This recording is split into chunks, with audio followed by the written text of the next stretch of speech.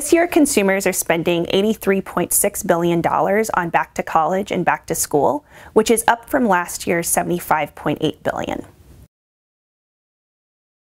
Parents shopping for their elementary school, middle school, junior high, and high school kids are planning on spending $688 on average this year for a total of $29.5 billion.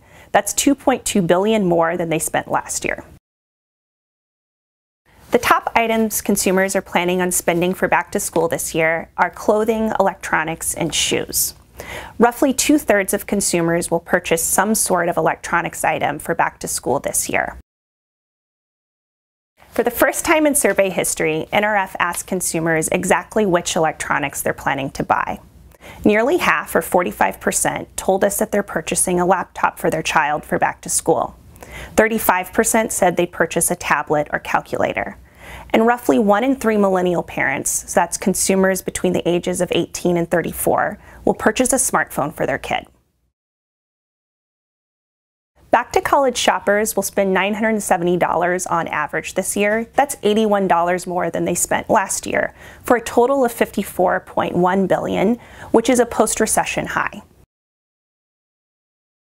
The biggest areas of spend for back to college shoppers this year are electronics, apparel, and food.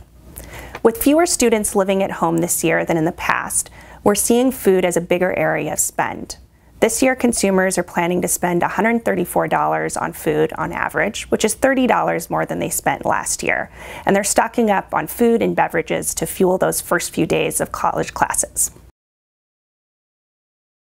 This year, we're seeing more women spend on back to college, particularly in electronics. Women's spend in electronics actually increased 26% over last year. It's not just parents getting ready for back to school. Kids are also spending some of their own money on items for the new school year. Every year, NRF asks parents how much their teens or preteens plan to spend on back to school, and this year it's higher than ever. Teens are expected to spend on average $38, which is 14% more than last year, and preteens are expected to spend $27 on average, which is 35% more than last year. We know from other research we've done that teens and preteens, often called Gen Z, are entrepreneurial. In a study NRF released with IBM earlier this year, we found that 22% of teens earn money online. That could be doing everything from running their own YouTube channels to becoming Instagram stars. And 16% work for themselves. This is supplementing traditional teen and preteen income, like allowances or part-time jobs. And with teens pursuing these alternative forms of work, it makes sense that they'd want to put some of their hard-earned cash into new items for the school year.